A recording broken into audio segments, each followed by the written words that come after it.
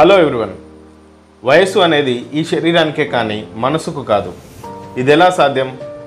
80+ ఏజ్లో కూడా రజనీకాంత్ తన యొక్క హీరోయిజంని ఎలా మెయింటైన్ చేయగలుగుతున్నాడు? రీజన్ వయసుని తాను లెక్క చేయట్లేదు. ఈ వయసును లెక్క చేసేది మన యొక్క మనస్సు, అంటే మన యొక్క బ్రెయిన్. ఈ బ్రెయిన్లో చాలా వరకు న్యూ సెల్స్ నిద్రా వ్యవస్థలోకి వెళ్ళిపోతాయి. మనం రెగ్యులర్గా ఇచ్చే మనీ టెన్షన్స్, ఫ్యామిలీ టెన్షన్స్, ఇవన్నిటి వలన ఇది చాలా వయసు పెరిగినట్టుగా ఊహించుకొని మనల్ని కూడా కృంగిపోయేలాగా చేస్తుంది. అయితే ఈ న్యూరాన్ సెల్స్ని మీరు రియాక్టివేట్ చేసుకోవాలి అంటే మీ చిన్నతనంలో మీకు బాగా నచ్చిన ప్లేస్కి మీరు వెళ్ళండి. అక్కడి వ్యక్తులతో సరదాగా గడపండి. ఇంకొక సింపుల్ ట్రిక్ చెప్పనా?